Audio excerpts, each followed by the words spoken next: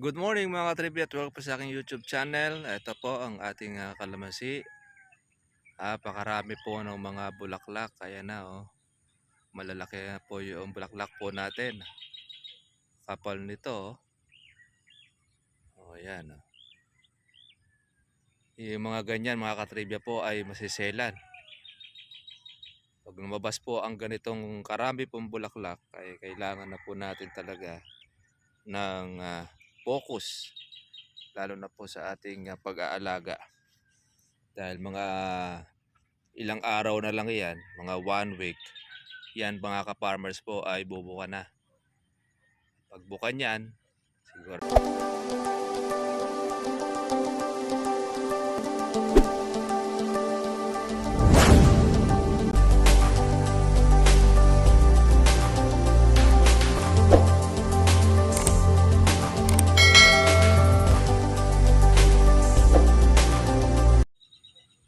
Good morning mga trivia at welcome po sa aking YouTube channel. Ito po ang ating kalamansi. Pakarami po ng mga bulaklak. Kaya na oh. Malalaki na po yung bulaklak po natin. Kapal nito oh. Oh, yan oh. Yung mga ganyan mga katrivia po ay masiselan. Pag lumabas po ang ganitong karami pong bulaklak ay kailangan na po natin talaga ng focus. Lalo na po sa ating pag-aalaga. Dahil mga ilang araw na lang yan, mga 1 week, yan mga ka-farmers po ay bubuka na. Pagbuka yan, sigurado yan ay sasalakayin na po ng ating mga insekto. Yung mga ganito mga katribya, masiselan yan. Number 1 po na nagiging kalaban po mga ka-farmers po niyan ay ang mga hanip. Minsan, meron pong mga bulaklak kapag po hindi po naalagaan, ganyan pa lang siya ay dumidilaw na o kaya nakukulay brown.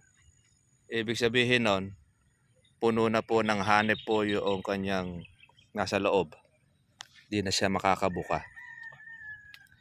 Ganyan po ang kalamansi. Kaya naman na kailangan natin ng tutok sa ating pong pag-aalaga. Yan po mga katribya po ang magiging bulto ng ating bunga. Yung maraming bulaklak na yun, yung makapal.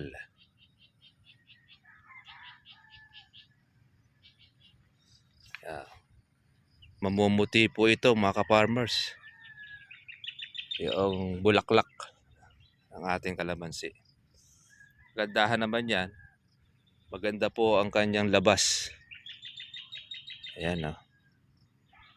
Bawat mga sanga, kilikili, ay mayroon pong sumulpot ng mga bulaklak. Kala mo po siyang inihagis po na popcorn. Lalo na yan mga ka-farmers pagka po yan ay bumuka. Medyo maliliit pa po yung mga bulaklak po natin. Umulan po nung madaling araw kaya basa pa po yung ating kalamansi. Mag-i-spray po tayo ngayon kaya lang baka mamaya ay umulan kasi meron pong bagyong si Ada na nananala sa kasalukuyan po sa Visayas pati na rin po dyan sa parting Bicol ngayon pong umaga. Kaya medyo antabay lang po tayo sa ating pong panahon para magkagayon ay huwag po masayang po yung ating gamot. Habang naghihintay tayo mga ka-farmers po ng magandang panahon, gahanap po tayo ng pwede nating magawa sa ating kalamansi ang magtanggal ng ating baging. Yan.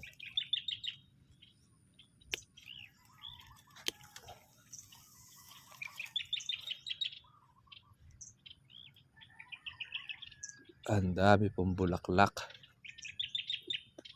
Yan o. Makatuloy lang po ang kalahati niyan. Ang dami po nito. Hindi naman po natin expected na lahat po yan ay magtutuloy. Meron po dyan ay malalaglag or masisira. Kaya kung ano po yung malakas na mga bulaklak, yan ng ating magandang alagaan.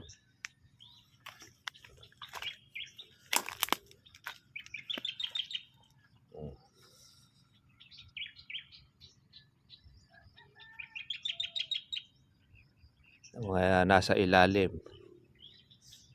Yung pong hindi po nagbunga nung pong nakaraan, sila naman po ngayon ang pagkakataon na magkaroon po ng maraming bulaklak. Pero yung mga may bunga na, hindi na po siya magkakaroon ng bulaklak.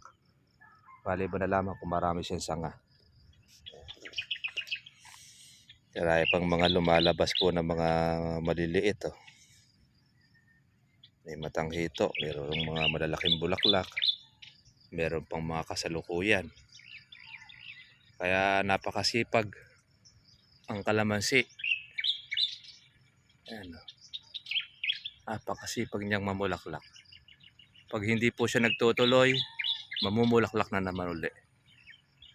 Hanggat hindi nagtutuloy ang bunga niya, bulaklak siya ng bulaklak. Ganyan po ang klase ng kalamansi. Hindi katulad po nung mangga. Once na ang mangga ay nagbulaklak at yun ay nasira, lalo ng ganyan nag-uulan, isang taon na uli ang hihintay mo. Hindi na siya mamumulaklak. Another year, kaya hindi po makakabuhay. Sa mga nagmamangga, lalo kung kahit malawang ang mangga mo, 2 hektarya, pag nasira po ng ulan at ng mga insekto, another year ka uli maghihintay. Kaya ang kalamansi natin, pinalitan po natin yung ating dating mangga ng kalamansi. Ngayon, yung kalamansi ang naging tanim natin, napanuto ang ating pangkabuhayan. Napakaganda po kasi niyan na kahit monthly, kakaroon ka ng income. Huwag dyan sa amin dyan ay monthly income. Tawag natin yan ng bangkong buhay. Yung kalamansi. At masipag ka lang mag-alaga, meron kang kapital. At syempre, meron kang lupa, pwede ka sumabak sa pagkakalamansi. Bali ba na lang, pag wala kang lupa, meron ka namang kapital, pwede kang umarkila naman ng kalamansi. Dapat sa arkilan natin, yung bata ang arkilay mo, huwag yung matanda. Dahil pag matanda na, sayado na po sa patabayan, tapos hirap na pong pitasin, matataas, tatalo na kayo dyan. Pero pagka ang kalamansing arkilahin ninyo, 2 taon, 3 taon, okay yun. Dahil nakukuha ninyo kalakasan. Yung ating in-spray ng mga nakakaraan, buko na siya. Mga buo na, nakikita na rin natin po dyan yung mga mayroong sira. Pero kahit naman po mayroong may sira yung iba, hindi naman po majority. Importante, hindi po naging useless ang ating pagpapagod. Dahil meron tayong inaasahan doon sa ating mga palakihin, sa ating ginagamit. Alam niya, oh. Kasalukuyang lumalabas pa ibang bulaklak. Kaya bakit tayo mga ka-farmers natatama rin kung ang inaalagaan mo ay click.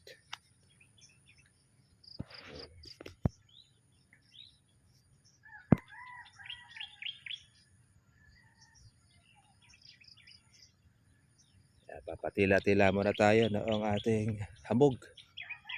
Dahil basang-basa ang kalamansi, pagpasok natin dito, sigurado para kang naligo. Dahil yung mga dahon natin, naka-iimbak po yan ng tubig. Once na yan po ay nasaling natin, sahan mo sa iyo lahat pumunta niyan, mababasa ka. Parang umulan ng malakas. Ganyan. Ayan na, tagtag natin. Daming tubig. Kaya pagpasok mo, sigurado, basa.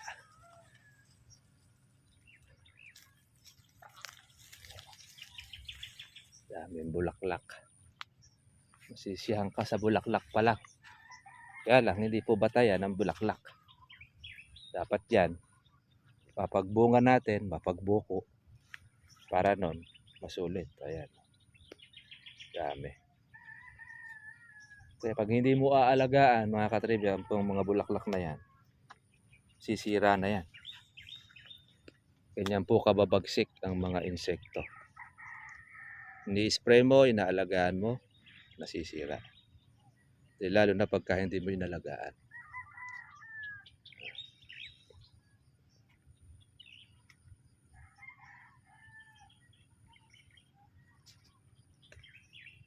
Akala mo siya sinabog na popcorn. Lalo na yan pagka yan ay kabukahan. Yan, medyo malalaki-laki na po ibang mga bulaklak. Tuwing ikatlong araw ang ating pong pagitan dito. Or dalawa. Sa twice a week ang ating pag-i-spray. Basta't sumulpot na po yung bulaklak nito, mga katribya. Kailangan huwag kayo mapapatlangan.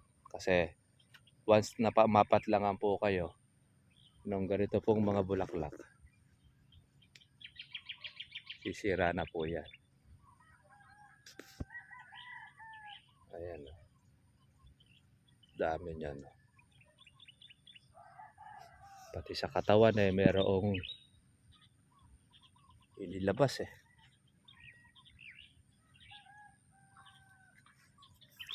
pati mga maliliit. Kumbaga sa kuwan galit na galit ang kalamansi. Pero hindi naman lahat yan ay magtutuloy. Pero rin po dyan mga ka-farmers po na malalaglag.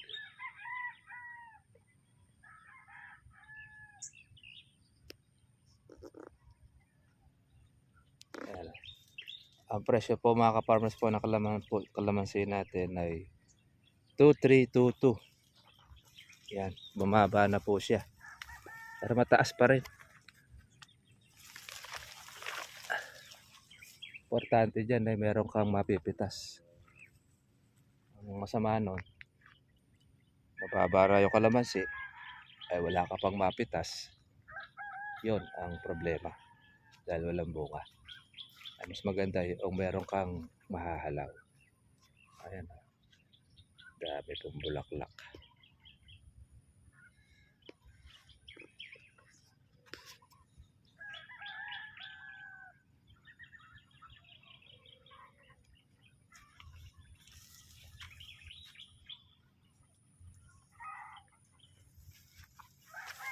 Oops.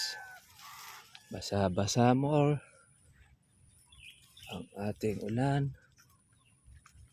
Ay nakakuha naman siya na ang alikabok. Nakapatay. Nagpatubig lang tayo rito kaya pabasa pa siya. Pero kung walang patubig yan, ay tuyo pa rin po ang lupa. Ayan, daming bulaklak. Solve ka na sa bulaklak. Mga ka-farmers, yung mga bakanting wala pong bunga, sila naman po ngayon ang magka-chance na magkakabunga ngayon once na yan ay ating inalagaan.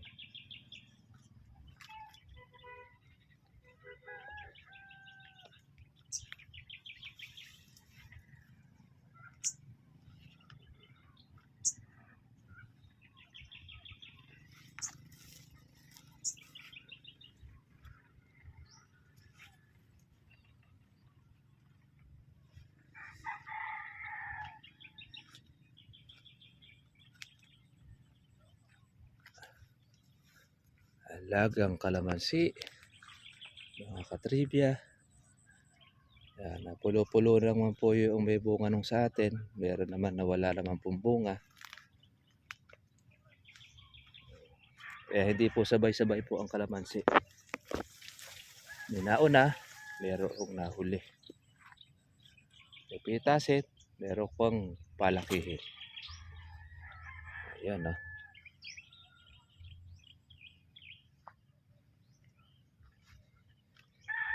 basang-basa ang kalamansi.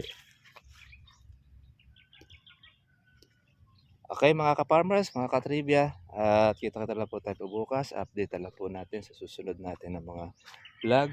Yung pong kabukahan nitong ating pong bulaklak. Ngayon pa lang po ay mga maliliit pa lang siya. Kaya konti-konti pa lang po yung ating mapapansin. Pero pagkayaan ay bumuka na, makikita po ninyo. Mamumuti po ito mga ka-trivia. God bless po sa inyo lahat mga ka-trivia. Magandang araw po sa ating lahat. Ingat po doon sa mga mayroong signal number 2. Diyan po sa area po ng Visayas at pati na rin po sa parte ng Bicol. God bless po sa inyo mga ka-farmers.